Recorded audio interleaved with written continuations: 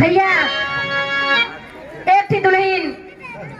तैयार हो के बैठी बा नैहरे जाए ताई ओकर आदमी बहरे बैठा बा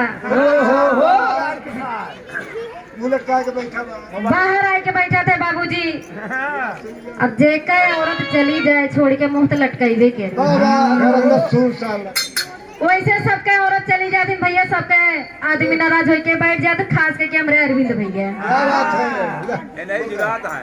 ये नहीं जुरात है बाकी सब तो अपने अपने परिवार के लगे बाटे सबके पोल ना खोला तू गावा तू अपने नाही इनका बताओ जरूरी रहता ना कि मुझे राल चुबत रहा था यही से बोलब जरूरी रहा था। तो दुल्हनिया अपने आदमी से कहा दिव्या अब की जाब पता न आए कि ना आई तब तो मुंह लटकाए के बैठा है हमारी तरफ ना देखा था कम से कम एक बार तो देख ला। लेकिन कैसे कहा दिव्या कौने भाव में कहा तो ये भैया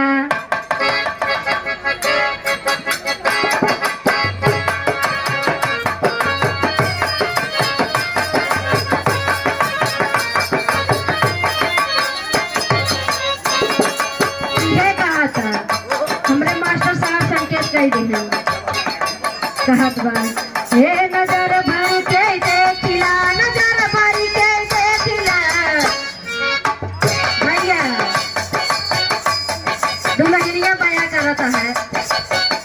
हे नजर भर के देखिला नजर भर के देखिला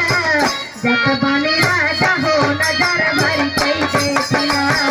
जत बने राजा हो नजर भर के देखिला जत बने राजा हो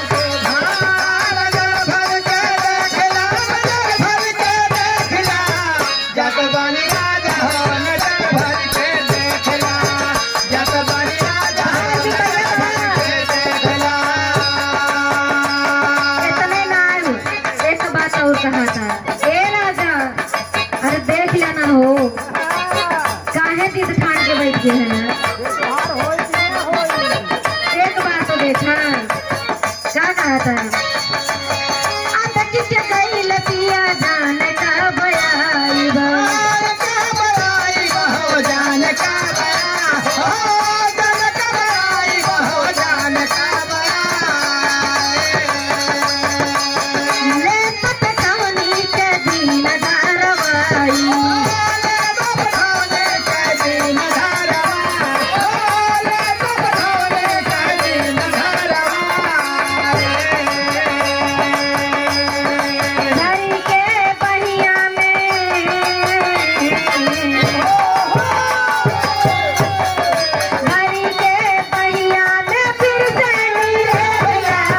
जत बन